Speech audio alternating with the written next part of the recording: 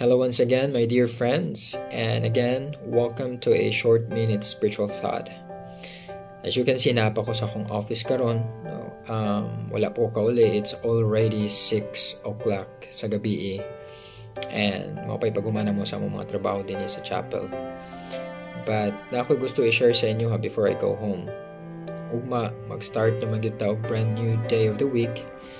Ganahan na ako i-share tong usa ka scripture verse akong nabasahan last week sa New Testament. Eager jud ko na i-share ni sa inyo tungod kay nakatabang siya sa ako personally.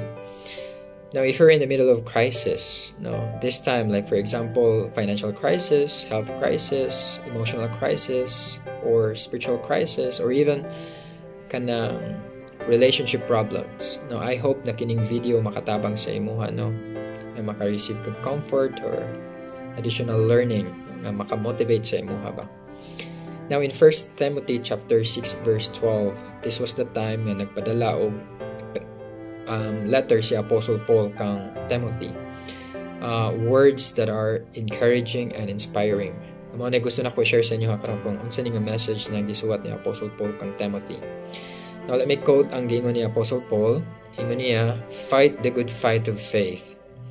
Lay hold on eternal life, whereunto thou art also called." End of quote. Now, let me emphasize two things din here, my dear friends. First, ang katunggingon ni Apostle Paul nga fight a good fight of faith. Notice nga gi-addition na gibutangan niya add-on faith, fight a good fight of faith na ay dungag ang iyang giingon. Now, when we talk about faith, it points to Jesus Christ. What does the Apostle Paul mean by this? Sa may buot pasabot niya Para sa kuha lang, it means when we are in the middle of challenging trials these days, we should not forget that we have a Savior. We have Jesus Christ who is willing to fight with us sa ato ang mga battle sa kinabuhi. Usahay man gud when we are in so much pressure sa kalibutan or sa ato ang kinabuhi, di ta kaunahon na og tarong. Manang usahay mo ingon na lang taog bahala na ni. Okay? Kalimutan nga naa si Jesus Christ ba na ay Ginoo. No. So how can we win the battles nga ato ang gi-face karon kung kita lang wala na to gi-invite si Jesus Christ? Do we think or do you think you and I can win the battle nga ato ang gi-face karon sa kinabuhi nato? The answer to that question is simply no.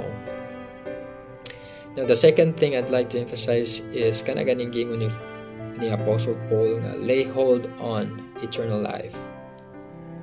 Ang kinabuhi nato dinhi sa kalibutan, lisod jud kaayo siya, dili jud siya sayon. Kabalo mo nganong lisod?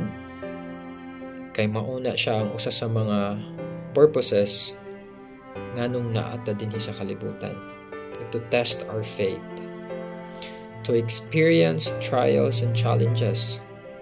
Mao nang niingon si Apostle Paul nga lay hold on to eternal life. Okay, dili sayon ang pagsuway dinhi sa kalibutan, sa ato ang kinabuhi, dili sayon. And when we think of eternal life, it's all about doing good things, becoming righteous, honoring our covenants with God. And we have to remember that eternal life is God's life. So expect nga lisod jud kaayo ang test sa kinabuhi dinhi sa kalibutan, dili gyud sa sayon.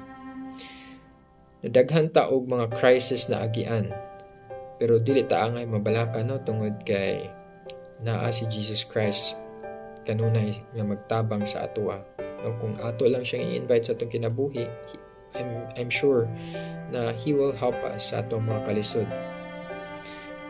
So, kung wala, ang lisod lang diha yun, kung wala kay faith o trust ni Jesus Christ, samot na kung wala na ka nito sa iya, natungod sa mga pagsuway nga imong naagian sa una ba, lisod yun kaayo na siya. No? So, I encourage you to always believe on Him and trust on Him, in Jesus Christ, so that we can fight the good fight of faith and lay hold on eternal life. Because the Savior will truly fight with us in our battles.